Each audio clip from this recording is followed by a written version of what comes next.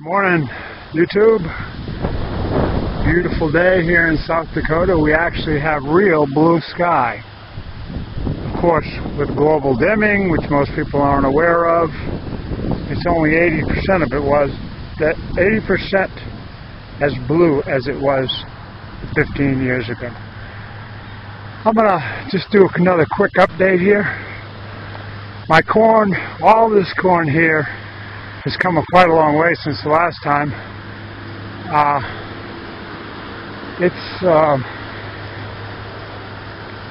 It's about 6 to 7 feet tall, and tasseling nicely. I mean, everything's going well. So I should get quite a lot of corn.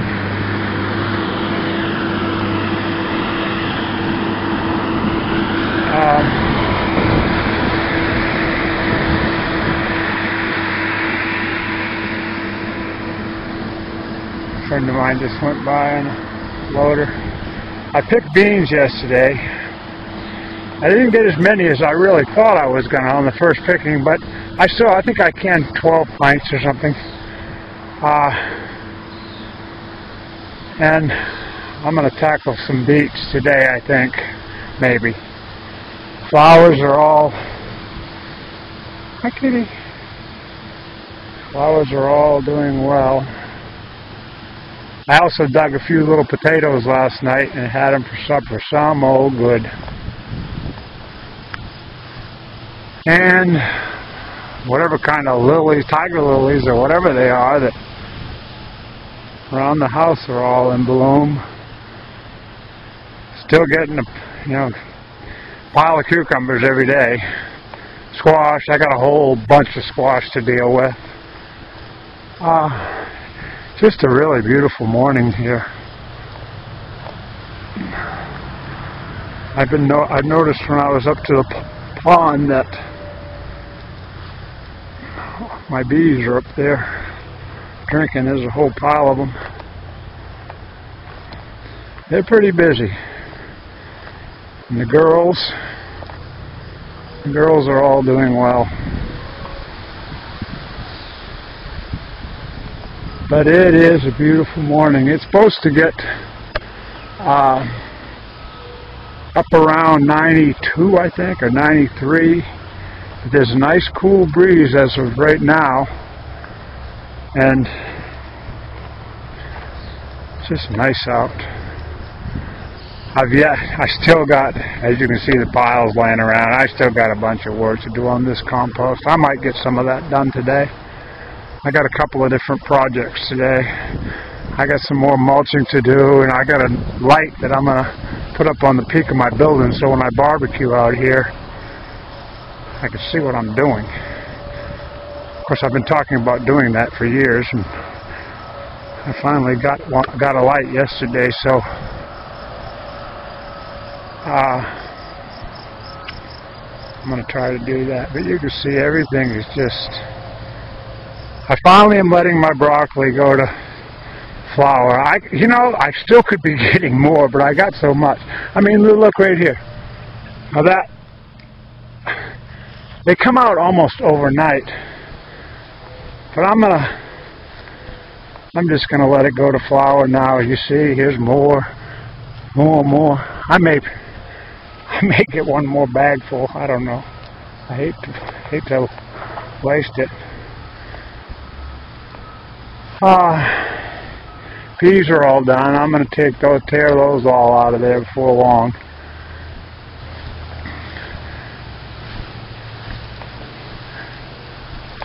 And I'm not really pleased. I should have a pot. See, look here. It just, the will to reproduce is so strong in this broccoli. It just doesn't give up. Yeah, I really wish I had more peppers on. And this is very strange to me. I don't know. Somebody tell me if this, as you can see if I can get it in the sun here. This is on the top. If you follow this down, it's one of those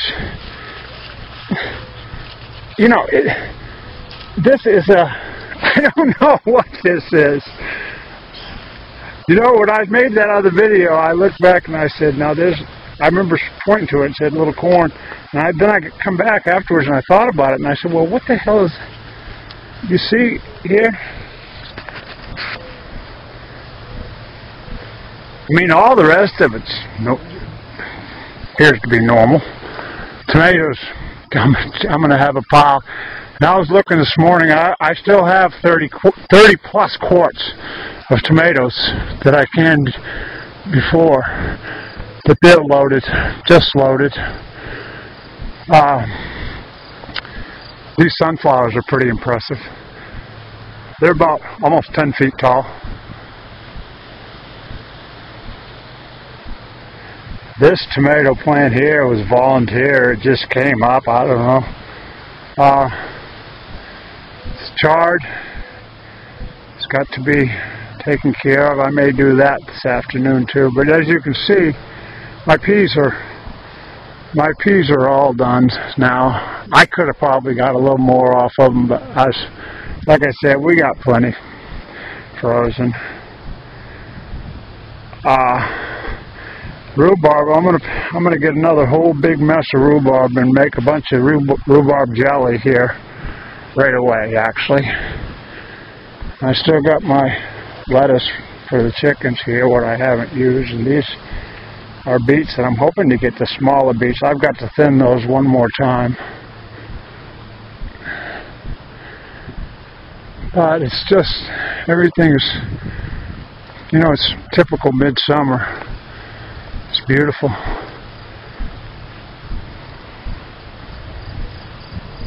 And those tomatoes right now are right at about 6 feet, the tallest ones.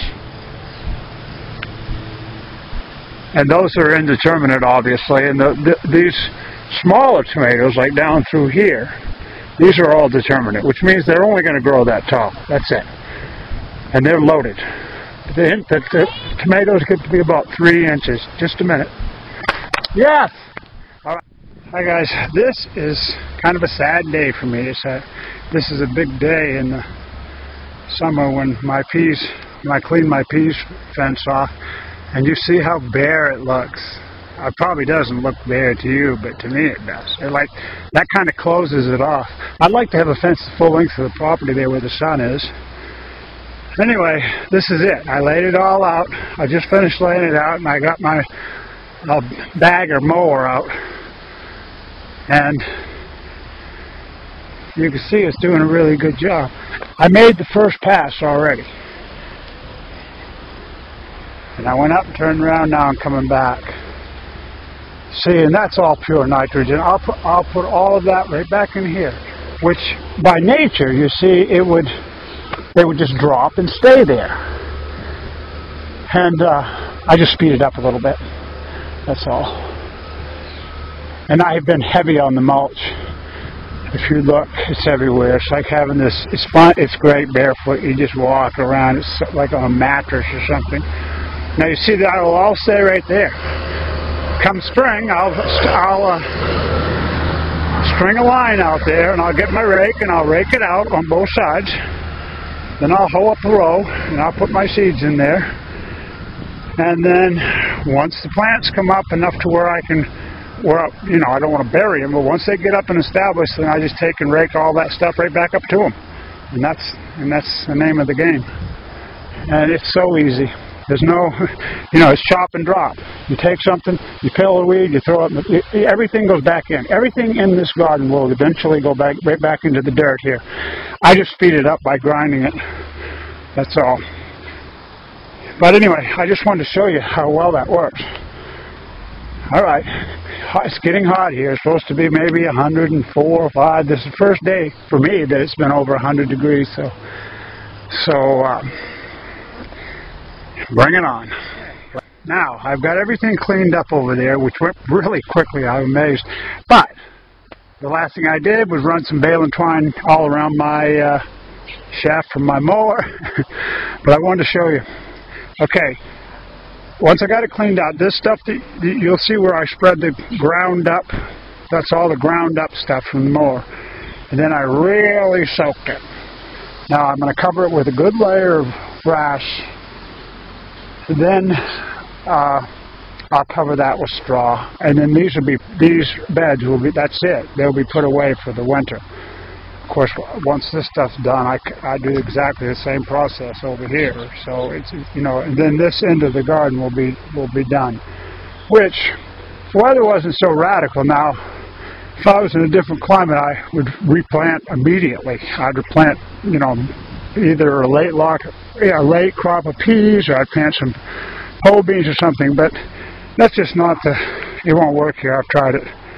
And then, you know, you think you're going to have some luck, and you get 6 or 8 inches of snow. So, all right. I just want to show you what I was doing. You know, I just drove in over here to my shop. I got some work to do. And as I drove up, I noticed right here in the front yard, here's the road right here, the public park. I'm right in the middle of town. And here's one of my little kitties. But as I drove up, I looked over, and much to my wondering eyes did appear this plant right here. And I've mowed out here a couple of times, so you can see that this is just one plant, but she's got several. Smells good, actually. It's just wild pot. It's, like I said, it grows everywhere around here, but absolutely gorgeous morning here in South Dakota. So far, unless I haven't looked, I go out back, I can see better, but when I got up at daylight, the skies were crystal clear, but of course it looks like they've already been spraying something. It's kind of hard to tell. I'll keep an eye on it today. But it is beautiful out here. Later on, I wanted to show you my pear and cherry tree. They're just loaded. I don't know how much of this you can see, but the pears are just loaded. Hi guys. Well, I made a midsummer update for my garden the other day. I mean, just a couple of days ago. And I showed this pear tree, and I showed you all the pears that were on it. Well, in the last 48 hours, this is what I'm seeing.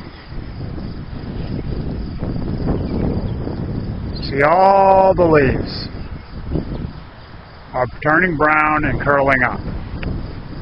Pears look totally fine. The leaves, they're not brittle yet, but they will be. Now you tell me what this is. 48 hours. Perfectly healthy pear tree. The shit really is starting to piss me off. I know that. I just don't get it. My cherries,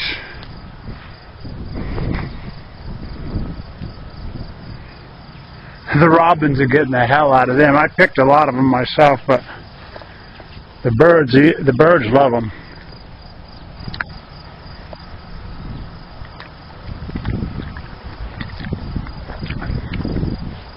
Yeah, that's a dying shame about that pear tree. I don't understand.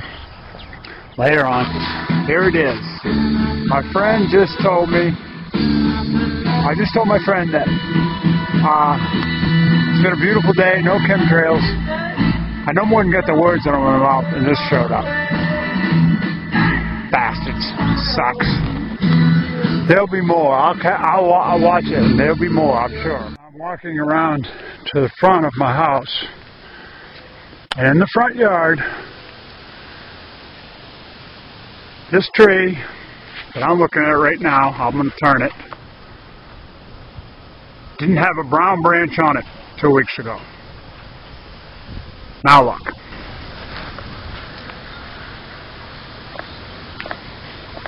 Just dying. Just dying. Brittle. All the needles are falling off of it.